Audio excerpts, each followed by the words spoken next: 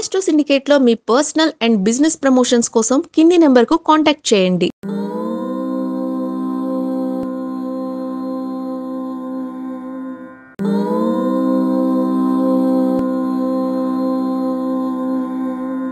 నమస్కారం. ఆస్ట్రో సిండికేట్కి స్వాగతం. ప్రస్తుతం మనతో పాటు ఉన్నారు ప్రముఖ ఆధ్యాత్మికవేత్త, జ్యోతిష్య పండితులు బిఎం కిరణ్ శర్మ గారు.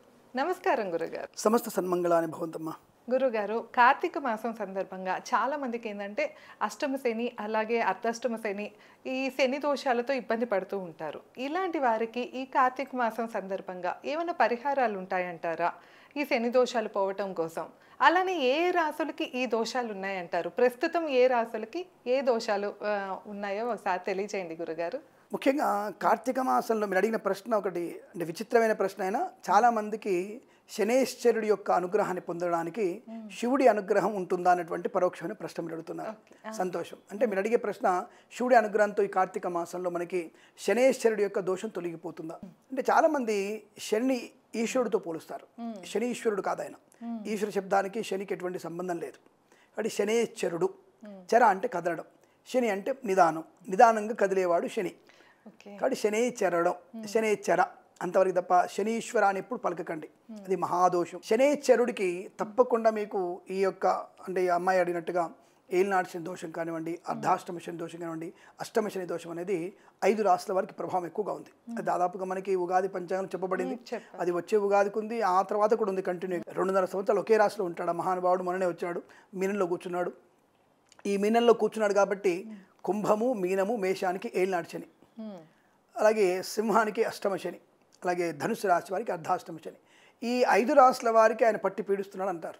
బట్ నేను చాలాసార్లు చెప్పాను, మన ఛానల్లోనే చాలాసార్లు చెప్పాను నేను, మీనంలో శని దాదాపు ఎవరికి కూడా, ఒక సింహానికి తప్ప మిగతా వాళ్ళ ఎవరికి కూడా పెద్ద ప్రమాదాన్ని కలిగించాడు, నెగిటివ్ ఇవ్వడు.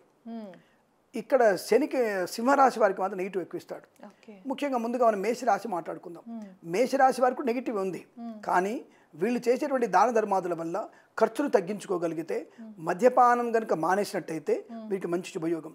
మద్యపానం ఉన్నా ఇతరులతో కంపాటబిలిటీ కాంపిటీషన్ పెట్టుకొని ఈగోకు వచ్చేసి వాడు 1,00,000 ఖర్చు పెట్టి కాబట్టి నేను 5 లక్షలు ఖర్చు పెడతా అని చెప్పారా, అలా చేశారా, మీ యొక్క ఆర్థిక పరిస్థితి దిగజారిపోతుంది మేషరాశి వారికి.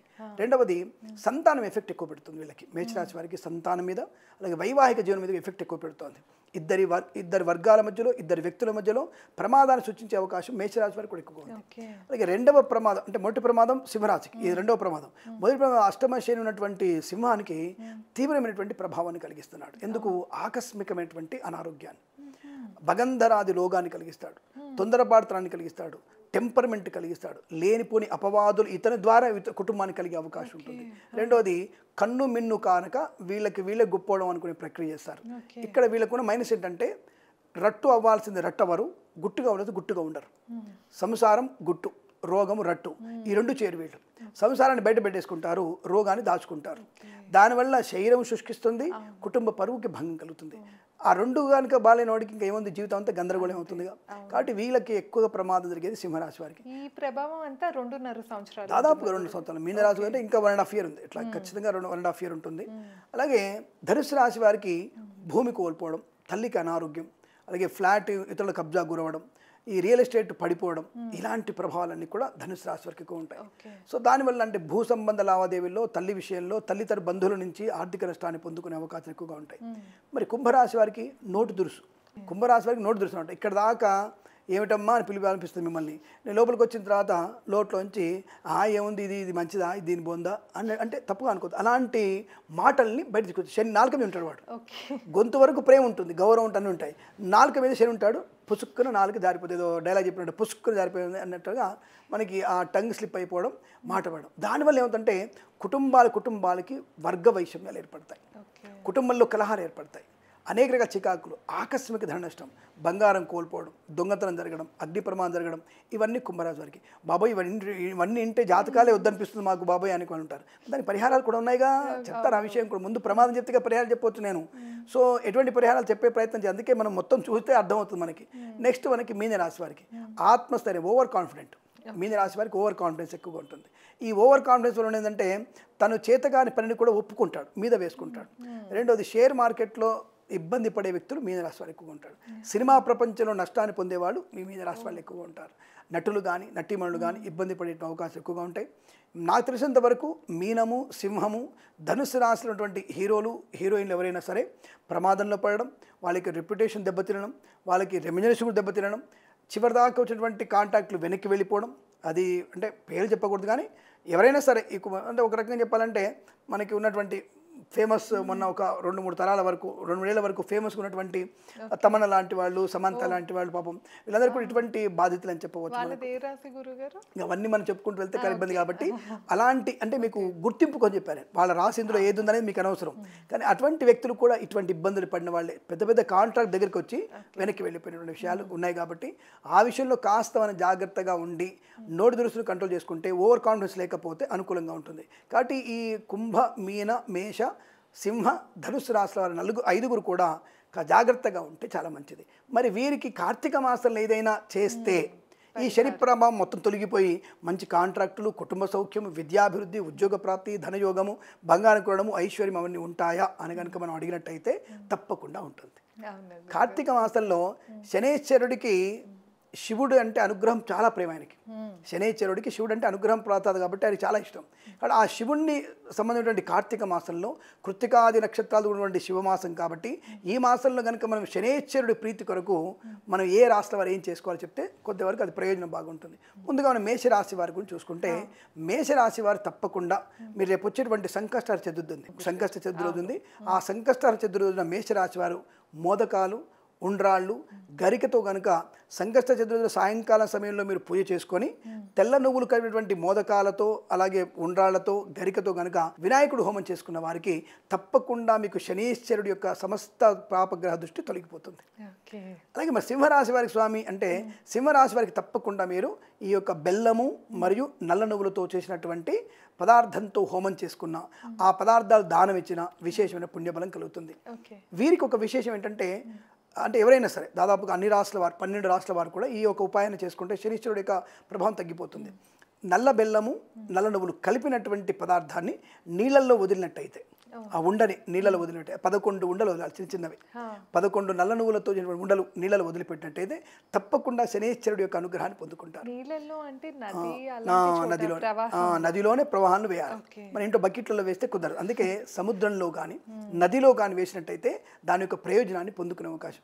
ఏంటంటే కిరణ్ శర్మ గారు వచ్చేసి నీటి కాలుష్యం చేస్తున్నారు అనేటువంటి ఎవరైనా మాట్లాడితే, ఇప్పుడు మనం జాతకాలు పురాణాలు పక్కన పెడితే నల్ల నూనెల్లో ఐరన్ ఉంటుంది, డెఫిషియన్సీ బాగా ఉంటుంది, అంటే బాడీకి డెఫిషియన్సీ బాగా ఉంటుంది. బెల్లం నీళ్ళలో కరిగినప్పుడు నీళ్ళలో ఫిల్టరైజ్ అవుతుంది, బెల్లముతో ఉన్నటువంటి వాటర్ ఫిల్టరైజ్ బాగా జరుగుతుంది. బెల్లము, కంకర్రాళ్ళు, మట్టితో కలిగినటువంటి పదార్థం అనేది నీటిని ఫిల్టరైజ్ చేస్తుంది. ఇది బాగా గుర్తుపెట్టుకోండి, ఇది సైన్స్, ఇది గుర్తుపెట్టుకోండి. కాబట్టి ఈ 2 పదార్థాలు వేయడం వల్ల నీటి కాలుష్యం చాలా తగ్గిపోతుంది. రెండవది, దాంట్లో ఉన్నటువంటి సరీసృపాలకి, చేపలకి, ఇతర పీతలకి వాటికి ఆహారం అవుతుంది. ఈ యొక్క నల్ల నువ్వులు ఇవన్నీ కూడా అవి బలంగా తయారవుతాయి. వాటి వల్ల రోగకారకమైనటువంటి క్రిమి కీటాలు తినేస్తాయి. నీటి శుద్ధి ఏర్పడుతుంది.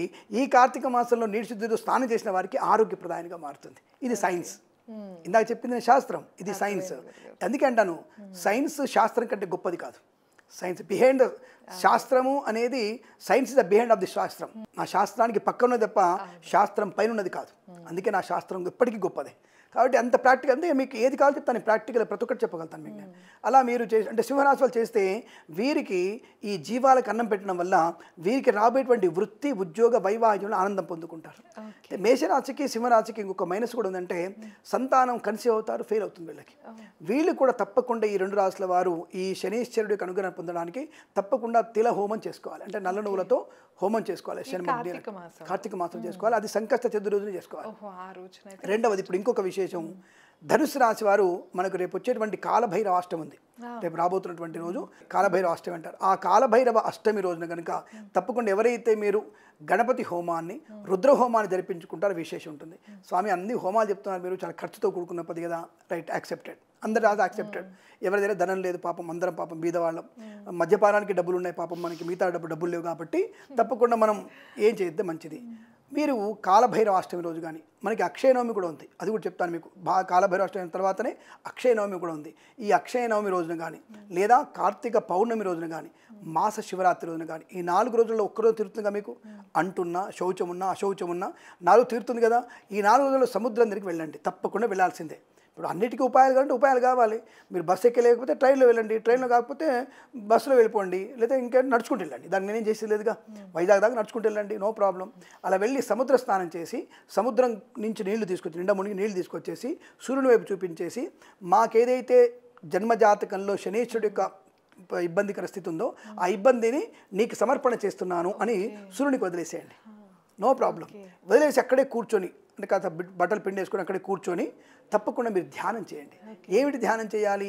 100 మంది 1000 మంది బ్రాహ్మణులకి తిలలు, బెల్లము, ఇనుప మూకుళ్ళు, అలాగే వస్త్రము, అన్నము దానం చేస్తున్నట్టుగా మీరు ప్రార్థన చేయండి. 100 మంది పంతులను కూర్చోబెట్టేసి, పూజాలను కూర్చోబెట్టి హోమం చేస్తున్నట్టుగా ధ్యానం చేయండి.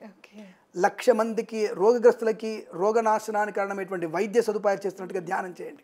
మరొక 1,00,000 మందికి మీరు అన్నదాన సంతర్పణ చేసినట్టుగా ధ్యానం చేయండి. ఈ ధ్యానము కూడా దానంతో సమానం. ఇది ధ్యాన దానం. ఇది తప్పకుండా మీకు విశేషమైన ఫలితాన్ని కలిగిస్తుంది. అందులో సందేహం అక్కర్లేదు. మీకు ఎట్టి పట్టే ప్రజలు సందేహపడక్కర్లేదు. మీరు అద్భుతమైనటువంటి ఇది ప్రయోజనాన్ని కలిగిస్తుంది. ఇది ఈ రాష్ట్ర వారితో, అంటే అన్ని రాష్ట్రాల వారు చేయొచ్చు, నాట్ ఈవెన్ ఈ శని రాశులను, శని ఉన్నటువంటి రాష్ట్రాల వారిని చెప్పట్ల.